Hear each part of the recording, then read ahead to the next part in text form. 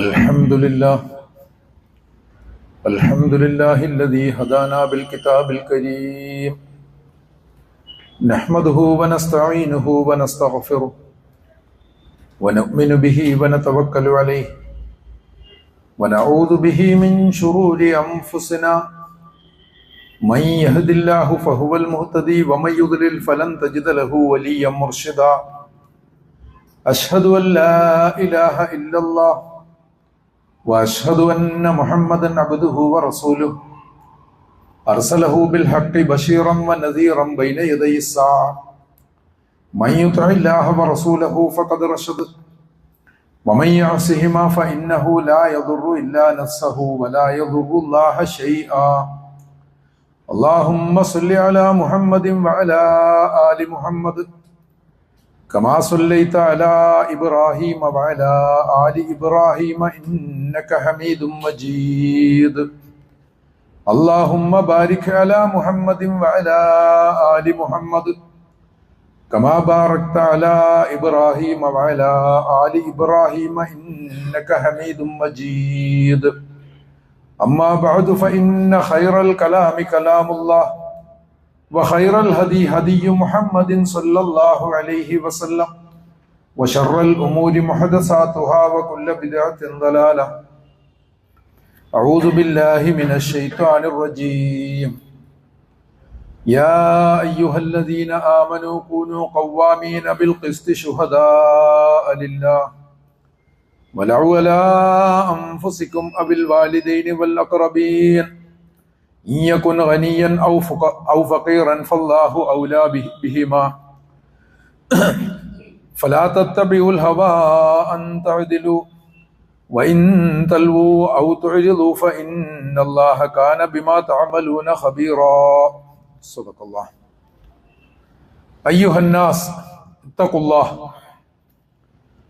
അള്ളാഹുവിൻ്റെ വിധികളെയും വിലക്കുകളെയും ശരിയായ സൂക്ഷ്മതയോടുകൂടി അറിയാനും തികഞ്ഞ ജാഗ്രതയോടുകൂടി ജീവിതത്തിൽ അവ പുലർത്തുവാനും ആത്മാർത്ഥമായി പരിശ്രമിക്കണമെന്ന് ആദ്യമേ വസിയത്ത് ചെയ്യുകയാണ്.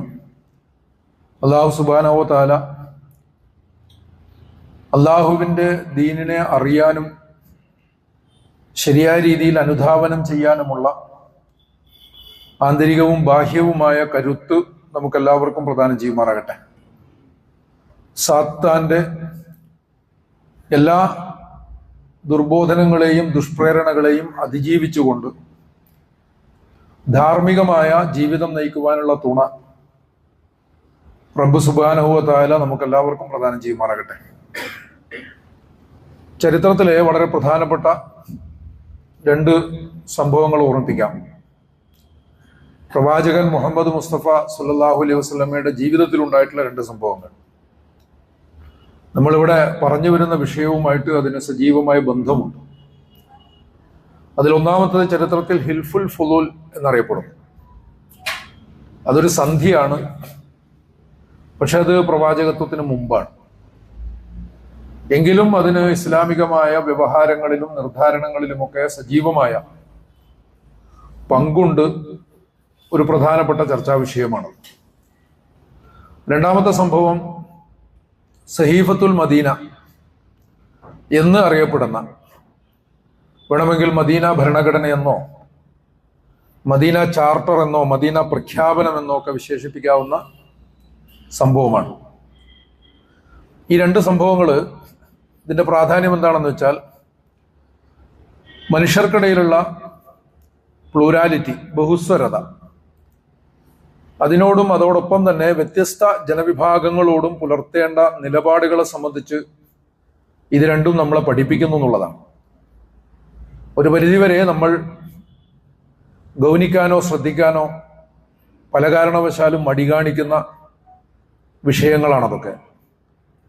രണ്ടാമത്തത്, ഇസ്ലാമിൻ്റെ തന്നെ രാഷ്ട്രീയ ചട്ടക്കൂടിന് കീഴിൽ വിവിധ മത സാംസ്കാരിക ഗ്രൂപ്പുകളുടെ സ്വയം നിർണയാവകാശത്തോടുള്ള സമീപനം പ്രവാചകന്റേത് എന്തായിരുന്നു എന്നതിനെ സംബന്ധിച്ചാണ്. എന്തെന്നാൽ നമ്മൾ പറഞ്ഞു വരുന്ന വിഷയം ഹക്കുൽ ഹുരിയ, അത് സ്വാതന്ത്ര്യത്തോടുള്ള, സ്വയം നിർണയാവകാശത്തോടുള്ള നമ്മുടെ റെസ്പോൺസിബിലിറ്റിയാണ്, റെസ്പെക്റ്റാണ്. അപ്പോൾ സ്വാഭാവികമായിട്ടും ആ ഒരു വിഷയത്തെ, അത് പ്രത്യേകിച്ച് നമ്മുടെ ഒരു ഹക്ക് എന്ന നിലക്ക് പരാമർശിക്കപ്പെടുമ്പോൾ അതിനെ ഖുർആനും പ്രവാചകചര്യയും ഒക്കെ എങ്ങനെയാണ് നമുക്ക് പഠിപ്പിച്ചു തരുന്നത് എന്നതിനെ തീർച്ചയായിട്ടും വിശകലനം ചെയ്യേണ്ടതുണ്ട്. അതുപോലെ തന്നെ ഈ രണ്ട് സംഗതികളിലും പൊതുവായി കാണുന്ന മറ്റൊരു പ്രധാനപ്പെട്ട കാര്യം നീതി, പരസ്പര ബഹുമാനം, സഹകരണം മുതലായവയുടെ പ്രയോഗവുമായി ബന്ധപ്പെട്ടതാണ്. ഇൻഷാ അല്ലാഹ് ഈ രണ്ട് സംഭവങ്ങളെ സംബന്ധിച്ച് നമുക്ക് വിശദീകരിക്കാം. അതോടൊപ്പം ഖുർആനിലെ 2 ആയത്തുകൾ കൂടി ശ്രദ്ധയിൽപ്പെടുത്തുകയാണ്. അതിലൊന്ന് നമ്മൾ തുടക്കത്തിൽ ഓതി കേൾപ്പിച്ചത് തന്നെയാണ്. സൂറത്തുൻ നിസായിലെ 135-ാമത്തെ ആയത്ത്, യാ അയ്യുഹല്ലദീന ആമനു കൂനു ഖവ്വാമീന ബിൽ ഖിസ്ത്, അല്ലയോ സത്യാനുഗാതാക്കളെ, നിങ്ങൾ നീതിക്ക് വേണ്ടി നിലകൊള്ളുക. ശുഹദാ അലില്ല, അള്ളാഹുവിന് സാക്ഷ്യം വഹിക്കുന്നവരാവുകയും ചെയ്യുക. വലൗ അലാ അൻഫുസിക്കും അബിൽ വാലിദൈനി വൽ അഖറബീൻ, അപ്പറയുന്ന വിഷയം, നിങ്ങൾ നീതിപൂർവം ഇടപെടേണ്ട ചെറുതോ വലുതോ ആയിട്ടുള്ള എന്ത് കാര്യമാണെങ്കിലും അത് നിങ്ങൾക്ക് തന്നെയോ നിങ്ങളുടെ മാതാപിതാക്കൾക്കോ നിങ്ങളുടെ അടുപ്പക്കാർക്കോ എത്ര തന്നെ എതിരാണെങ്കിലും ശരി, അവിടെ നിങ്ങൾ അതൊന്നും പരിഗണിക്കേണ്ടതില്ല. നിങ്ങളെ പരിഗണിക്കരുത്, നിങ്ങളുടെ മാതാപിതാക്കളെ പരിഗണിക്കരുത്, നിങ്ങളുടെ അടുപ്പക്കാരെയും പരിഗണിക്കരുത്. അവിടെയൊക്കെ നീതിയാണ് നിങ്ങളുടെ അടിസ്ഥാന പ്രതലം, ബന്ധുത്വമല്ല, പോയിട്ട് നിങ്ങളുടെ ഇഷ്ടങ്ങൾ പോലുമല്ല. ഈ യകുൻ ഗനിയൻ ഔ ഫക്കീറൻ, ഗനിയിന്റെയും ഫക്കീറിന്റെയും കാര്യത്തിലാണെങ്കിലും സമ്പന്നനോട് ബയാസ്ഡ് ആവരുത്. എന്നാൽ ദരിദ്രനല്ലേ എന്ന് വിചാരിച്ചിട്ട് സമ്പന്നന് കിട്ടേണ്ടത് മുടക്കാനും പാടില്ല. നീതിപൂർവകമായിരിക്കണം നിലപാട്. കാരണം എന്തെന്നാൽ ഫല്ലാഹു ഔലാ ബിഹിമ, ദരിദ്രനാണെങ്കിലും സമ്പന്നനാണെങ്കിലും അവരുടെ രക്ഷകൻ അള്ളാഹു തന്നെയാവും. ഫലാ തത്തബിയുൽ ഹവ അൻ തഅദിലു, നീതി പാലിക്കുന്ന കാര്യത്തിൽ നിങ്ങൾ ഒരിക്കലും നിങ്ങളുടെ തോന്നിയവാസത്തെ പിൻപറ്റുന്നവരാകരുത്. വൈൻ തൽവു ഔ തൊഴിലു, നിങ്ങൾ ഇതിൽ നിന്ന് പിന്മാറുകയും ഇതിനെ നിഷേധിക്കുകയും തള്ളിക്കളയുകയും ഒക്കെ ചെയ്യുകയാണെങ്കിൽ ഫൈനല്ലാഹ കാന ബിമാ തഅമലൂന ഖബീറ, നിങ്ങൾ പ്രവർത്തിക്കുന്നതെല്ലാം അള്ളാഹു കണ്ടുകൊണ്ടിരിക്കുന്നുണ്ട് എന്നതിനെ കുറിച്ച് ചിന്തിക്കണം. ഇതാണ് ഒരായത്ത്.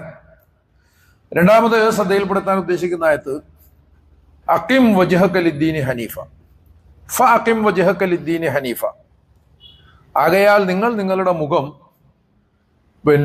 ദീനിന് നേരെ തിരിച്ചു നിർത്തുക. ശരിയായ ദീൻ, അദ്ദീൻ എന്നാണ് ഇവിടെ പ്രയോഗം. ലിദ്ദീനി ഹനീഫ, അദ്ദീൻ, ഏതൊരു ദീനിനെ സംബന്ധിച്ചാണോ ഖുർആൻ പരാമർശിക്കുന്നത് ആ ദീനിന്റെ നേരെ നിങ്ങൾ നിങ്ങളുടെ മുഖം തിരിച്ചു നിർത്തുക. ഫിത്രത്തല്ലാഹിൽ ലത്തീ ഫത്തറന്നാസ അലൈഹ, ആ ദീൻ എന്താണെന്ന് വെച്ചാൽ അത് അള്ളാഹുവിന്റെ ഫിത്രയാണ്. മനുഷ്യരെ അള്ളാഹു ഏതൊരു ഘടനയിൽ സൃഷ്ടിച്ചോ ഏതൊരു പ്രകൃതത്തിൽ സൃഷ്ടിച്ചോ ആ പ്രകൃതമാണ്. ലാ തബ്ദീല ലി ഖൽഖില്ല, അള്ളാഹുവിന്റെ സൃഷ്ടിപ്പിൽ യാതൊരു മാറ്റവുമില്ല. അള്ളാഹുവിന്റെ സൃഷ്ടിപ്പിൽ മാറ്റമില്ലാത്തത് കൊണ്ട് അള്ളാഹുവിന്റെ ദീനിലും യാതൊരു മാറ്റവുമില്ല. ലാ തബ്ദീല ലി ദീനില്ല, ലാ തബ്ദീല ലി ഖൽഖില്ല എന്നത് പ്രാപഞ്ചികമായൊരു സത്യമാണ്. യാതൊരു നിലക്കും ഒരു തരത്തിലുമുള്ള നിയമ ലംഘനം നിങ്ങൾക്ക് അവിടെ എവിടെയും കാണാൻ സാധിക്കില്ല.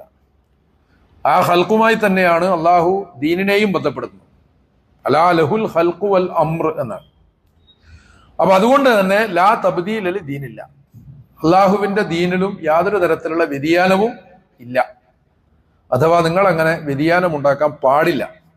ദാലിക ദീനുൽ ഖയ്യിം, അതാണ് യഥാർത്ഥത്തിലുള്ള ദീൻ, ശരിയായിട്ടുള്ള ദീൻ എന്ന് പറഞ്ഞാൽ അതാണ്. വലാകിന്ന അക്സർ നാസി ലാ യഅലമൂൻ, ആയത്ത് നമ്മൾ നേരത്തെ പല വിധത്തിലും വിശദീകരിച്ചിട്ടുണ്ട്. ആ ഭാഗം ജനങ്ങളിൽ ബഹുഭൂരിഭാഗവും അറിയാത്തവരാണ് എന്ന് ഖുർആൻ പറയുന്നത് സൂറത്തു റൂമിലെ 30-ാമത്തെ ആയത്താണ്. വളരെ പ്രധാനപ്പെട്ട ആയത്താണ്. ഇവിടെ രണ്ടിടത്തും പൊതുവായിട്ട് നമ്മൾ ഈ വിഷയവുമായി ബന്ധപ്പെട്ട് മനസ്സിലാക്കുന്ന ഒരു കാര്യം, ഒന്നാമത് നീതിക്ക് വേണ്ടി നിലകൊള്ളാൻ കൽപ്പിച്ചിരിക്കും. അത് നിങ്ങളുടെ ഏറ്റവും അടുത്ത അടുപ്പക്കാർക്ക് എതിരാണെങ്കിലും ശരി, നിങ്ങളുടെ മാതാപിതാക്കൾക്ക് പോലും എതിരാണെങ്കിലും ശരി, നീതിക്ക് വിരുദ്ധമായിട്ടുള്ള ഒരു ബയാസും പാടില്ല. എന്ന് പറയുമ്പോൾ നിങ്ങളുടെ മുന്നിലുള്ള പ്രശ്നങ്ങൾ നിങ്ങളുടെ മുന്നിലുള്ള ആളുകൾ, കക്ഷികൾ, അത് ഏത് വിഭാഗത്തിൽപ്പെട്ടവരാണ്, വിശ്വാസമുള്ളവരാണോ ഇല്ലാത്തവരാണോ, അവരിന്ന സമുദായത്തിൽപ്പെട്ടവരാണോ എന്ന പരിഗണനയൊന്നും തന്നെ അവിടെ ആശാസ്യമല്ല, അനുവദനീയവുമല്ല. അതൊന്നുമില്ലാതെ അതിനൊക്കെ അപ്പുറത്ത് നിന്നുകൊണ്ട് നീതിയെ മുറുകെ പിടിക്കണം, പരിഗണിക്കണം എന്നാണ് റബ്ബ് സുബ്ഹാനഹു വ തആല കൽപ്പിക്കുന്നത് എന്ന് മനസ്സിലാക്കണം. നമ്മുടെ കുടുംബം പോലും പരിഗണനീയമല്ലാത്തിടത്ത് സമുദായം പരിഗണനീയമാവുക സാധ്യമേ അല്ല. ഗോത്രം പരിഗണനീയമാവില്ല. നമ്മുടെ കുലമോ വംശമോ വേറെ ഏതെങ്കിലും തരത്തിലുള്ള വംശമോ ഒന്നും, അത്തരത്തിലുള്ള ഐഡന്റിറ്റികൾ ഒന്നും തന്നെ പ്രധാനമല്ല. നീതിയാണ് പ്രധാനം എന്നുള്ളതാണ് അവിടെ സൂചിപ്പിക്കുന്നത്. അപ്പോൾ എല്ലാ മനുഷ്യരോടുമുള്ള കൃത്യമായ പെരുമാറ്റം, എല്ലാവരുടെയും സ്വാതന്ത്ര്യത്തെയും സ്വയം നിർണയാവകാശത്തെയും മാനിക്കുമ്പോൾ, അതിനോടുള്ള ഹക്കിനെ സംബന്ധിച്ച് പറയുമ്പോൾ ഈ ഒരു അടിസ്ഥാന തത്വം എന്ന് പറയുന്നത് വളരെ പ്രധാനമാണ് എന്ന് മനസ്സിലാക്കേണ്ടതാണ്. അപ്പോഴതാണ് നീതി എന്ന് പറയുന്നത് മനുഷ്യരെ മുഴുവൻ ഒരൊറ്റ സംവർഗമായി മാനുഷികത എന്ന പ്രതലത്തിൽ എല്ലാവരെയും ഒന്നായിട്ട് കാണുവാൻ നമുക്ക് സാധിക്കേണ്ടതുണ്ട്. അങ്ങനെ വരുമ്പോൾ മാത്രമേ നീതിയുടെ ലക്ഷ്യം സാക്ഷാത്കരിക്കപ്പെടുകയുള്ളൂ. അത് തന്നെയാണ് പടച്ച തമ്പുരാൻ പ്രത്യേകം എടുത്തു പറയുന്നത്. വല അൻഫുസിക്കും അവിൽ വാലിദൈൻ വൽ അഖറബീൻ എന്നൊക്കെ പറഞ്ഞുകൊണ്ട് ഖുർആൻ പറയുന്നത് അത് തന്നെയാണ്. ഇനി രണ്ടാമത്തെ കാര്യത്തിലാണെങ്കിൽ ഫിത്ര എന്ന് പറയുന്നത് മനുഷ്യർക്കെല്ലാം ഒന്നാണ്. ആ ഫിത്രയുടെ അനിവാര്യതകൾ, ആ ഫിത്രയോട് നമ്മുടെ മുന്നിലുള്ളത് അള്ളാഹു സൃഷ്ടിച്ചിട്ടുള്ള ഒരു മനുഷ്യനാണ്. അള്ളാഹു ആദരിച്ചിട്ടുള്ള ഹക്കുൽ കറാമ എന്നൊരു വിഷയവും കൂടി നമ്മൾ പരാമർശിക്കേണ്ടതുണ്ട് ഇൻഷാ അല്ലാഹ്. വലഖദ് കറംനാ ബനി ആദം, എല്ലാ മനുഷ്യരെയും അള്ളാഹു ആദരിച്ചിരിക്കുന്നു. അപ്പൊ നമ്മുടെ മുന്നിലുള്ളത്, അയാൾ നമ്മളോട് അധർമ്മം പ്രവർത്തിച്ചിട്ടുണ്ടെങ്കിൽ പോലും മനസ്സിലാക്കണം, അടിസ്ഥാനപരമായി അള്ളാഹു ബഹുമാനിച്ചിട്ടുള്ള ഒരു നഫ്സാണത്. അപ്പൊ അന്നിലക്ക് തന്നെ ഏതൊരാളെയും അള്ളാഹു മൊത്തം ജീവലോകത്തിന് തന്നെ നൽകുന്ന ഒരു പവിത്രത ഉണ്ടല്ലോ. ഇന്നല്ലാഹ ലാ അള്ളാഹു ഒരിക്കലും തന്നെ ലജ്ജിക്കുന്നില്ല കൊതുകിനെയോ അല്ലെങ്കിൽ അതിനേക്കാൾ ചെറിയൊരു വസ്തുവിനെയോ ഉപമയാക്കി മാറ്റുന്നതിൽ എന്ന് ഖുർആൻ പറയുന്നുണ്ട്. എന്ന് പറയുമ്പോൾ ചെറുതും വലുതും എന്ന് പറഞ്ഞിട്ട് പടച്ച തമ്പുരാന്റെ മുമ്പിലില്ല. ജീവലോകത്തിന് തന്നെയും അള്ളാഹു നൽകുന്ന ഒരു ആദരവുണ്ട്, മനുഷ്യർക്ക് നൽകുന്ന സവിശേഷമായ ഒരു ആദരവ്. ഈ ആദരവ് എന്ന് പറയുന്ന ഒരു തലത്തിൽ നിന്നുകൊണ്ട് എല്ലാവരെയും നിരീക്ഷിക്കാൻ സാധിക്കുക എന്നുള്ളത് കൂടി ഫിത്രയുമായി ബന്ധപ്പെട്ട നമ്മുടെ മനസ്സിലാക്കലിന്റെ അനിവാര്യ ഭാഗമാണ് എന്ന് തിരിച്ചറിയാം. എല്ലാ മനുഷ്യരുടെയും ഫിത്ര ഒന്ന് തന്നെയാണ്. നമ്മളെ സംബന്ധിച്ചിടത്തോളം തിരിച്ചറിവുള്ള ആളുകൾ ആ ഫിത്രയിൽ നിൽക്കുക, അക്കിം വജ്ഹക ലിദ്ദീൻ എന്ന് പറഞ്ഞാൽ അർത്ഥം അതാണ്. അതിനെ അങ്ങനെ തന്നെ മനസ്സിലാക്കണം എന്ന് മാത്രവുമല്ല, ഇവിടെ ദീന് എന്നൊക്കെ പറയുമ്പോൾ ബാഹ്യമായിട്ടുള്ള നിയമങ്ങൾ മാത്രമല്ല അതിൽ ഉൾക്കൊള്ളുന്നത് എന്നും തിരിച്ചറിയണം. ചുറ്റിലുമുള്ളവരുടെ മനസ്സ് കാണാൻ നമുക്ക് സാധിക്കണം. എല്ലാവരും ഒരേ അവസ്ഥയിൽ നിലകൊള്ളുന്നവരല്ല. മാത്രവുമല്ല മനുഷ്യരിൽ ബഹുഭൂരിഭാഗവും പലതരത്തിലുള്ള കണ്ടീഷനിങ്ങിന് വിധേയമാണ്. അതുകൊണ്ടാണ് പുതിയ കാലത്ത്, ഏറ്റവും ആധുനിക കാലത്ത് ആളുകളെ ആക്ഷേപിക്കുന്നത് അട്രോസിറ്റി ആയിട്ടൊക്കെ പരിഗണിക്കപ്പെടുന്നത്. ആളുകളെ വംശം പറഞ്ഞിട്ടോ അല്ലെങ്കിൽ അവരുടെ പ്രത്യേക സാഹചര്യങ്ങൾ പറഞ്ഞിട്ടോ അവരുടെ ഭാഷ പറഞ്ഞിട്ടോ ഒക്കെ അധിക്ഷേപിക്കുമ്പോൾ എല്ലാവരും ഒരുപോലെ സംസാരിക്കില്ല എന്ന് മനസ്സിലാക്കണം. ചില പ്രദേശങ്ങളിൽ ചെന്നാൽ പരസ്പരം തെറി പറയുന്ന ആളുകളെ നമുക്ക് കാണാം. ആ തെറി പറയുക എന്ന് പറയുന്നതും കണ്ടീഷനിങ് ആണ്. തെറിക്ക് സദാചാരപരമായ ഒരു മൂല്യം നൽകുകയല്ല അവിടെ ചെയ്യുന്നത്. അവരെന്തുകൊണ്ട് അങ്ങനെ സംസാരിക്കുന്നു എന്ന് ചോദിച്ചാൽ വളരെ അപകടകരമായ സാഹചര്യങ്ങളിൽ ജോലി ചെയ്യുന്ന ആളുകൾ ഉണ്ടാവും. അതൊരു കുലത്തൊഴിലായി മാറിയവരും ഉണ്ടാവും. കുലത്തൊഴിലായി മാറുന്നത് തന്നെ അത്തരം ജോലി അവർ ചെയ്യുന്നത് നാഗരികരെന്ന് അഭിമാനിക്കുന്ന നമുക്ക് എത്ര തന്നെ അനിവാര്യമാണെങ്കിലും അവരുടെ സ്വഭാവം വെച്ചിട്ട് നമ്മൾ അവരെ ചീത്തയായിട്ട് പരിഗണിക്കും എന്നതുകൊണ്ടാണല്ലോ. നമ്മൾ ആലോചിക്കാറില്ല, നമ്മളിങ്ങനെ അധകൃതരായിട്ട് പരിഗണിക്കുന്നവർ പ്രവർത്തിക്കുന്നത് കൊണ്ടാണ് നമ്മളിങ്ങനെ മാന്യമായിട്ട് നിലനിൽക്കുന്നത് എന്നതിനെ കുറിച്ച് ഒരു കാലത്ത് ചിന്തിക്കാറില്ല. അപ്പോഴങ്ങനെ അധകൃതരായി പരിഗണിക്കപ്പെടുന്നവരുമായിട്ട് നമുക്ക് പിന്നെ യാതൊരു ബന്ധവും ഉണ്ടാവില്ല. അങ്ങനെ വരുമ്പോൾ അവിടെ ഒരു ജാതീയത രൂപപ്പെടും, ഒരു അസ്പൃശ്യത രൂപപ്പെടും. അവർ മാത്രമായി മാറും. വീണ്ടും അവരെ അവരുടെ ഭാഷ പറഞ്ഞിട്ട് അവരുടെ പെരുമാറ്റങ്ങൾ പറഞ്ഞിട്ട് മനസ്സിലാക്കണം, വളരെ അപകടകരമായ സാഹചര്യത്തിൽ ജോലി ചെയ്യുന്നവർ, ഒരു സെക്കൻഡ് നേരത്തെ ശ്രദ്ധ കൊണ്ട് ചിലപ്പോൾ ജീവൻ തന്നെ അപകടത്തിലാവാൻ സാധ്യതയുള്ളവർ, ചിലപ്പോൾ പെട്ടെന്ന് ഉണ്ടാകുന്ന പ്രശ്നങ്ങളിൽ കൂടെയുള്ളയാളെ തെറി പറഞ്ഞു എന്ന് വരും. അല്ലാതെ അല്ലയോ ആദരണീയനായ സുഹൃത്തെ നീ അങ്ങനെയല്ല പ്രവർത്തിക്കേണ്ടത് എന്നൊന്നും പറയാൻ അയാൾക്ക് സമയം ഉണ്ടാവില്ല. അപ്പൊ അയാൾക്കത് പെട്ടെന്ന് പറഞ്ഞേ പറ്റും. അത് അയാളുടെ ശീലമായി മാറും. കണ്ടീഷനിങ് എന്ന് പറഞ്ഞിട്ടൊരു സംഭവം ഉണ്ടല്ലോ. നമ്മൾ കുറെ കൂടി സേഫായ സുരക്ഷിതമായ അന്തരീക്ഷത്തിൽ നിൽക്കുമ്പോൾ നമ്മുടെ ഭാഷയും അങ്ങനെയായിരിക്കും. അപ്പോൾ ഒന്നിന്റെ പേരിലും ആരും ആരെയും അധിക്ഷേപിക്കാൻ പാടില്ല എന്നതൊരു മര്യാദയാണ് എന്ന് മനസ്സിലാക്കണം. അപ്പോൾ അങ്ങനെ മാനസികമായിട്ട് പോലും ആളുകളെ അങ്ങനെ കാണാനും സ്നേഹിക്കാനും സാധിക്കുക എന്നുള്ളതാണ് ഈ ഹഖുൽ ഹുരിയയുമായി ബന്ധപ്പെട്ടിട്ടുള്ള അനിവാര്യമായ ഒരു തേട്ടം എന്ന തിരിച്ചറിവ് നമുക്കുണ്ടാവണം. നമ്മൾ ചിലപ്പോൾ കൂട്ടത്തിലൊന്ന് പറയേണ്ടതാണ് ആനുഷംഗികമായിട്ട്. ഒരു വിഷയം പറയുമ്പോൾ ആ വിഷയത്തോട് നമ്മൾ അങ്ങേയറ്റം തീവ്രമായ നിലപാട് സ്വീകരിക്കും. അത് ഇസ്ലാമിന്റെ മധ്യമ നിലപാടിനെ ഒരിക്കലും ഉൾക്കൊള്ളുമ്പോൾ തകർക്കുന്നതാവാൻ പാടില്ല. ഇപ്പൊ ചരിത്രത്തിൽ തന്നെ ചില പ്രസ്ഥാനങ്ങൾക്ക് പോലും ഈ എക്സ്ട്രീം അല്ലെങ്കിൽ റാഡിക്കലൈസേഷൻ എന്ന് പറയുന്ന ഒരു പ്രശ്നം ഉണ്ടായിട്ടുണ്ടല്ലോ. ഇതിപ്പോ നമ്മുടെ വാക്കുകൾ കേൾക്കുമ്പോഴും അത് ഏതെങ്കിലും അർത്ഥത്തിൽ എക്സ്ട്രീം ആവുന്നുണ്ടെങ്കിൽ അതേ ആത്യന്തികതയിലോ അതേ തീവ്രതയിലോ അല്ല നിങ്ങൾ സ്വീകരിക്കേണ്ടത്. നിങ്ങൾ അതിനെ നിങ്ങളുടേതായ ഒരു മധ്യമം എന്ന് പറയുന്ന ഒരു തലത്തിൽ അതിനെ ഫിൽട്ടർ ചെയ്തുകൊണ്ട് വേണം സ്വീകരിക്കാൻ എന്ന് പറയുന്ന നമ്മൾ തന്നെ പറയാം. അപ്പോൾ എങ്ങനെ വേണം? ഇവിടെ സൂചിപ്പിച്ചു ചില പ്രസ്ഥാനങ്ങൾക്ക് പോലും അങ്ങനെയൊക്കെ സംഭവിച്ചിട്ടുണ്ട്. ഇപ്പൊ ചിലപ്പോൾ ഇപ്പൊ തസവുഫ് പോലുള്ള ആധ്യാത്മികമായിട്ടുള്ള സംഗതികൾ ഒരു കാലത്ത് വലിയ വിപ്ലവമാണ്. അത് ആളുകൾ ഇസ്ലാമിന്റെ സ്പിരിറ്റ് അങ്ങോട്ട് മറന്നു തുടങ്ങി. ആർഭാടമായി ഭരണാധികാരികൾ ജീവിച്ചു തുടങ്ങി. കൊട്ടാരങ്ങൾ വന്നു തുടങ്ങി. ഉമവി അബ്ബാസി കാലഘട്ടങ്ങളിലൊക്കെ അത് സംഭവിച്ചിട്ടുണ്ട്. അപ്പൊ അതിനെതിരായിട്ടുള്ള ഏറ്റവും ശക്തമായ ഒരു പ്രതിഷേധമായിരുന്നു തസവുഫ്. തീർച്ചയായിട്ടും എന്തുകൊണ്ട് ഇങ്ങനെ സംഭവിക്കുന്നു എന്ന് ചോദിച്ചാൽ ആളുകൾ നിയമം അനുസരിക്കുന്നു. ഇവിടെ സൂചിപ്പിച്ചതുപോലെ ദീൻ എന്ന് പറഞ്ഞാൽ കുറെ ബാഹ്യമായ നിയമങ്ങൾ മാത്രമായി.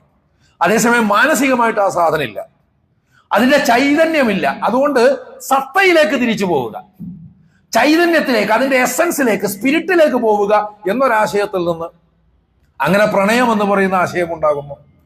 പടച്ച തമ്പുരാനെ കേവലം അനുസരിക്കുക എന്നതിനേക്കാൾ അവനെ തിരിച്ചറിയുക, അവനോടുള്ള മുഹബ്ബത്ത്, ഇഷ്ക്, ഇത്തരം വാക്കുകളൊന്നും ഉപയോഗിക്കുന്നതിൽ തെറ്റൊന്നുമില്ല. പക്ഷെ അതങ്ങനെ അതിര് കവിഞ്ഞിട്ട് പിന്നീട് വഹദത്തുൽ വുജൂദിനൊക്കെ നൽകപ്പെട്ട വിചിത്രമായ വ്യാഖ്യാനങ്ങളിലൂടെ ചില അതിര് കവിച്ചിലുകളും ഉണ്ടായി. അത് പിന്നീട് വന്നിട്ടുള്ള റാഡിക്കലൈസേഷനാണ്. അത് ആ ഒരു തലത്തിൽ എക്സ്ട്രീമായി പോകുന്നത് കൊണ്ട് സംഭവിച്ചാണ്. അപ്പോഴാണ് അതിനെതിരായിട്ട് ഒരു മൂവ്മെന്റ് ഉണ്ടായത്. അത് അക്ഷരവാദപരമായി അങ്ങേയറ്റം ലിറ്ററൽ ആയിട്ടുള്ള സമീപനം. ആ സമയത്ത് അത് ആവശ്യമായിരിക്കാം, പക്ഷെ സംഭവിച്ചെന്താന്ന് വെച്ചാൽ ഒരു ധാര അതങ്ങനെ ഇവിടെ സൂചിപ്പിച്ചതുപോലെ വഹദത്തുൽ വുജൂദിന് വിചിത്രമായ വ്യാഖ്യാനം കൊടുത്തിട്ട് മനുഷ്യനെ അള്ളയാക്കിയെങ്കിൽ മറുഭാഗത്തുള്ള അക്ഷരവാദം അള്ളയെ മനുഷ്യനാക്കി. എല്ലാത്തിനെയും അക്ഷരവാദപരമായിട്ട് സമീപിക്കുമ്പോൾ ഏഴാകാശത്തിന്റെ മുകളിൽ കസേരയിട്ടിരിക്കുന്ന ഒരു അള്ളാഹ് എന്ന് പറയുമ്പോൾ വലിയൊരു മനുഷ്യൻ എന്നല്ലേ അർത്ഥം വരുള്ളൂ. ശരിയോ തെറ്റോ എന്നുള്ളതല്ല. ഇവിടെ വിവാദപരമായ വിഷയത്തിലേക്ക് പ്രവേശിക്കുകയല്ല. ഓരോരുത്തർക്കും അവരവരുടേതായ നിലപാടുകളുണ്ട്, അവരവരുടേതായ ബുദ്ധിശക്തിയുമുണ്ട്, ചിന്താശേഷിയും ഒക്കെ ഉണ്ട്. പക്ഷെ എന്നാലും നമ്മളൊന്ന് മനസ്സിൽ കാണുമ്പോൾ അത്തരം സങ്കല്പത്തിലേക്ക് പടച്ചോനെ ചെറുതാക്കി കളയുക. മുമ്പ് പറഞ്ഞതുപോലെ ഒരു സ്പാനിഷ് എഴുത്തുകാരൻ, അർജന്റൈൻ സ്പാനിഷ് എഴുത്തുകാരൻ മാർക്കസ് ഗനേവിയുടെ ഈച്ചകളുടെ ദൈവം എന്ന കഥ പോലെ തന്നെ ലോർഡ് ഓഫ് ഫ്ലൈസ് എന്ന് പറയുമ്പോൾ ഈച്ചകൾക്ക് ഒരു ദൈവം ഉണ്ടായിരുന്നു. ആ ദൈവത്തിന്റെ ഒരു പ്രകൃതം എന്താണ്? ഒരു വലിയ ഈച്ച. അത്ര തന്നെയാണ്, ഒരു വലിയ ഈച്ച. ഈ വലിയ ഈച്ചക്ക് ചിറകുണ്ടായിരുന്നോ? ഇല്ലേ? ഉണ്ടെങ്കിൽ എത്ര ചിറകുണ്ടായിരുന്നു? ഇനി ചിറകില്ലെങ്കിൽ അതെങ്ങനെയാണ് പറക്കുക എന്നതിനെ സംബന്ധിച്ച് ഒരുപാട് അവാന്തര വിഭാഗങ്ങൾ, അതിന് പിന്നെ ഇൽമുൽ കലാമുമായി ബന്ധപ്പെട്ട കുറെ ചർച്ചകളൊക്കെ അവർക്കിടയിൽ വന്നു. വളരെ രസകരമായിട്ട് ആ കഥ അങ്ങോട്ട് മുന്നോട്ട് പോകുന്നു. ഇതുപോലെ വലിയൊരു മനുഷ്യനായിട്ട് പടച്ചോൻ തന്നെ മാറുക അക്ഷരവാദത്തിലുണ്ടായ റാഡിക്കലൈസേഷന്റെ ഫലമാണ്. മറുഭാഗത്ത് ആത്മീയത, സ്പിരിറ്റ് അന്വേഷിച്ചു പോയി അതിലുള്ള റാഡിക്കലൈസേഷന് വേറെ ചില ദോഷങ്ങളും ഉണ്ടായി. അപ്പൊ ഇത്തരത്തിൽ റാഡിക്കലായിട്ട് എക്സ്ട്രീം ആയിട്ടല്ല കാണേണ്ടത്. ദീൻ എന്ന് പറയുമ്പോൾ അതിന്റെ ഒരു ബോഡിയും ഉണ്ട്, അതിന്റെ സ്പിരിറ്റും ഉണ്ട്. അതിന്റെ ബോഡി എന്ന് പറയുന്നത് വളരെ അനിവാര്യമായും മനുഷ്യൻ പാലിക്കേണ്ടതായിട്ടുള്ള നിയമങ്ങൾ തന്നെയാണ്, അക്കാര്യത്തിൽ സംശയമൊന്നുമില്ല. അതേസമയം യാന്ത്രികമായിട്ട് നിയമങ്ങൾ അനുവർത്തിക്കുക എന്നത് മാത്രമല്ല, അതിന്റെ ചൈതന്യം, അതിന്റെ യാഥാർത്ഥ്യം എന്താണ് എന്നതിനെ കുറിച്ച് ആലോചിക്കാൻ വേണം. ഇനി പറഞ്ഞു വന്ന വിഷയത്തിലേക്ക് നമ്മൾ വന്നാൽ, ഹിൽഫുൽ ഫുദൂൽ അത് നബി സല്ലല്ലാഹു അലൈഹി വസല്ലമക്ക് 20 വയസ്സുള്ളപ്പോൾ നടന്ന സംഭവമാണ്. ആ സംഭവത്തിന് പ്രാധാന്യമുള്ളത് എന്തുകൊണ്ടെന്നാൽ പ്രവാചകൻ തന്നെ വീണ്ടും പ്രവാചകത്വത്തിന് ശേഷം 20-ാമത്തെ വയസ്സിൽ നബിയായിട്ടില്ല നമുക്കറിയാം. പക്ഷെ നബി ആയതിനു ശേഷവും പലപ്പോഴും ഈ സംഭവത്തെ നബി സല്ലല്ലാഹു അലൈഹി വസല്ലം അനുസ്മരിക്കാറുണ്ടായിരുന്നു എന്നതിന് നിരവധി ഹദീസുകൾ തെളിവാണ്. അദ്ദേഹം പലപ്പോഴും പറയാറുണ്ട്, അബ്ദുല്ലാഹിബ്നു ജുദ്ആന്റെ വീട്ടിൽ നടന്നൊരു ചർച്ചയുണ്ട്. ആ ചർച്ചയിലേക്ക് ഇപ്പോഴാണ് എന്നെ ക്ഷണിച്ചതെങ്കിലും സന്തോഷപൂർവ്വം ഞാൻ പങ്കെടുക്കുമായിരുന്നു എന്ന് പറയുന്നുണ്ട്. ആ ചർച്ചയിൽ നിന്നാണ് ഈ പറയുന്ന ഹിൽഫുൽ ഫുദൂൽ ഉണ്ടായത്. അതൊരു സന്ധിയാണ്. ഒരു സന്ധിയാണ്, ഒരു കരാറാണ് എന്ന് കാണണം. അപ്പൊ പ്രവാചകൻ പറയാണ്, ജാഹിലിയ്യ കാലത്ത് നടന്നിട്ടുള്ള ആ സംഭവം അതിലേക്ക് എന്നെ ഇപ്പോൾ ക്ഷണിക്കുകയാണെങ്കിൽ ഇപ്പോൾ ഞാൻ സന്തോഷത്തോടുകൂടി പങ്കെടുക്കുമായിരുന്നു എന്ന് മാത്രവുമല്ല, പ്രവാചകത്വത്തിന് ശേഷം അവിടെ ഇസ്ലാമൊക്കെ സ്ഥാപിതമായതിനു ശേഷവും ഈ കരാറിലെ വ്യവസ്ഥകൾ പ്രവാചകൻ ലംഘിച്ചിരുന്നില്ല. അതും ചരിത്രത്തിൽ കാണാൻ സാധിക്കും. ഈ കരാറിലുള്ള വ്യവസ്ഥകളൊന്നും പ്രവാചകൻ ലംഘിച്ചിരുന്നില്ല. അപ്പൊ അങ്ങനെ വരുമ്പോൾ അങ്ങനെ ഒരു കരാറിന് വലിയ പ്രാധാന്യം കൊടുക്കാനുള്ള കാരണം എന്താണ്? ചരിത്രപരമായിട്ട് മക്കയിൽ ഒരുപാട് ഗോത്ര സംഘടനകൾ നടക്കുകയാണ്. ഗോത്രങ്ങൾ തമ്മിലുള്ള യുദ്ധങ്ങൾ. അത് മാത്രമല്ല, പുറത്തു നിന്ന് വരുന്നവർക്ക് യാതൊരു സുരക്ഷയുമില്ല. ആ കാലത്ത് യമനിൽ നിന്നൊരു വ്യാപാരി വന്നു. യമനിൽ നിന്ന് വ്യാപാരി വന്നപ്പോൾ അയാളടുത്ത് കുറെ സാധനങ്ങൾ വാങ്ങിച്ചു. അമ്രുബില്ലാസിന്റെ പിതാവാണ് വാങ്ങിച്ചത്. അതായത് അമ്രുബില്ലാസ് പിന്നീട് പ്രവാചകന്റെ ശിഷ്യനായി മാറി എന്നുള്ളതാണ് ചരിത്രം. എന്തായാലും സാധനങ്ങളൊക്കെ വാങ്ങിച്ചിട്ട് ഇയാൾക്ക് കാശ് കൊടുക്കാതെ പറ്റിച്ചു. ഇങ്ങനെയുള്ള അനുഭവങ്ങളൊക്കെ തുടർന്ന് വന്നപ്പോൾ അവിടെയുള്ള കുറച്ചൊക്കെ ധർമ്മബോധമുള്ള മനുഷ്യർക്ക് അതിൽ അസ്വസ്ഥത ഉണ്ടായി. പോരാത്തതിന് ഫിജാർ യുദ്ധങ്ങൾ എന്നറിയപ്പെടുന്ന ഒരു യുദ്ധ പരമ്പര തന്നെ.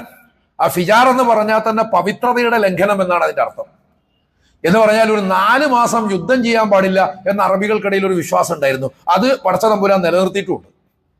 അതങ്ങനെ തന്നെ നിലനിർത്തിയിട്ടുണ്ട്. കാരണം മുൻകാലത്തുള്ള ഏത് സമൂഹത്തിലെയും എല്ലാ നന്മകളെയും പടച്ച തമ്പുരാൻ നിലനിർത്തുന്നുണ്ട്. അതിന് ഖുർആനിലും സുന്നത്തിലും ഒക്കെ മാതൃകകളുണ്ട് എന്ന് കാണേണ്ടതാണ്. പക്ഷെ ഇതുപോലെ ലംഘിച്ചുകൊണ്ടുള്ളതായിരുന്നു ഈ ഫിജാർ യുദ്ധങ്ങൾ എന്ന് കാണാൻ സാധിക്കും. അതുകൊണ്ടാണ് അതിന് ഫിജാർ എന്ന് പേര് വന്നത്. അപ്പൊ അവിടെ മക്ക എന്ന് പറഞ്ഞാൽ വളരെ പ്രാധാന്യമുള്ള സ്ഥലമാണ്, വ്യാപാര പാതയാണ്. അവിടെ ആളുകൾ വളരെ അരക്ഷിതരായി മാറി. ഇതൊക്കെ പ്രശ്നമായ സമയത്താണ് ചില ആളുകൾ യാത്ര ചെയ്യുമല്ലോ. അപ്പൊ സിറിയയിൽ ചെന്നു. സിറിയ എന്ന് പറഞ്ഞാൽ ഇന്നത്തെ സിറിയ ഒന്നല്ല. സിറിയയിൽ അങ്ങേയറ്റം സമാധാനവും നീതിയും നിലനിൽക്കുന്നതായിട്ട് അവർക്ക് കാണാൻ സാധിച്ചു. ഏതാണ്ട് സമാനമായ അവസ്ഥ അന്ന് അബിസീനിയയിലും ഉണ്ടായിരുന്നു. ഇതൊക്കെ കണ്ടപ്പോൾ അവർക്ക് വല്ലാത്തൊരു അസ്വസ്ഥത വന്നു. അങ്ങനെ ഒരു സഖ്യം ഉണ്ടാക്കുവാൻ വേണ്ടി അവരൊക്കെ ആലോചിക്കുകയാണ്. അതിന് നേതൃത്വം കൊടുത്തത് സുബൈർ ബിൻ അബ്ദുൽ മുത്തലിബാണ്. സുബൈർ ബിൻ അബ്ദുൽ മുത്തലിബ് എന്ന് പറഞ്ഞാൽ നബി സല്ലല്ലാഹു അലൈഹി വസല്ലമയുടെ പിതൃവ്യനാണ്. അപ്പൊ അങ്ങനെ സുബൈർ ബിൻ അബ്ദുൽ മുത്തലിബിന്റെ നേതൃത്വത്തിൽ അദ്ദേഹമാണ് അതിനെക്കുറിച്ച് ആലോചിച്ചത്. അങ്ങനെ ഒരു കരാർ രൂപപ്പെട്ടിട്ട് ഒരു സമാധാനം സ്ഥാപിക്കപ്പെടുകയാണ് ചെയ്യുന്നത്. ഈ സമാധാനം എന്ന് പറയുന്നത് ഉണ്ടാകുന്നത് പൂർണ്ണമായും ജാഹിലിയായിട്ടുള്ള ഒരു സമൂഹത്തിലാണ്. അവർക്കിടയിലുള്ള ചർച്ചയാണ്. ഈ ചർച്ചയെക്കുറിച്ചാണ് പിന്നീട് പലപ്പോഴും പ്രവാചകൻ അനുസ്മരിക്കുന്നതും അങ്ങനെ ഇസ്ലാമിക സംസ്കാരത്തിന്റെ തന്നെ ചരിത്രത്തിന്റെ തന്നെ ഒരു അനിവാര്യമായ ഭാഗമായിട്ട് അത് മാറുന്നത്. അപ്പോൾ ഇവിടെയാണ് നമുക്ക് ഹഖുൽ ഹുരിയ എന്ന വിഷയവുമായി ബന്ധപ്പെട്ട് അത് ചർച്ചാ വിഷയമാകുന്നത് എന്ന് മനസ്സിലാക്കേണ്ടതാണ്. ഇതിലൊരു 3 കാര്യങ്ങൾ ചൂണ്ടിക്കാണിച്ചിട്ടുണ്ട് ആധുനിക കാലത്ത് താരീഖ് റമദാൻ.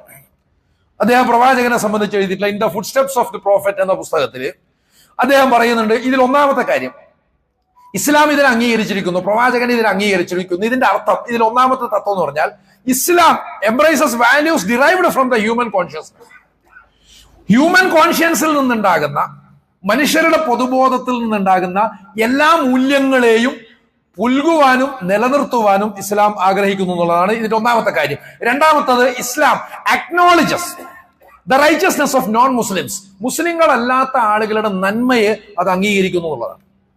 മൂന്നാമത്തെ സംഗതിയായിട്ട് പറയുന്നത്, Islam instead of building alliance to a closed community, ഒരു ക്ലോസ്ഡ് കമ്മ്യൂണിറ്റിയിലേക്ക് ആളുകളെ ചേർക്കുന്നതിന് പകരം അത് റിക്വയർ ചെയ്യുന്നത്, അത് ആവശ്യപ്പെടുന്നത് യൂണിവേഴ്സൽ പ്രിൻസിപ്പിൾസിലേക്ക് വരുവാൻ വേണ്ടിയിട്ടാണ്, സാർവത്രികമായ മൂല്യങ്ങളിലേക്ക് വരുവാനാണ് എന്നിങ്ങനെ 3 തത്വങ്ങൾ. ഇൻഷാ അല്ലാഹ് അതിന്റെ വിശദാംശങ്ങളിലേക്ക് നമുക്ക് പിന്നീട് പോകാം.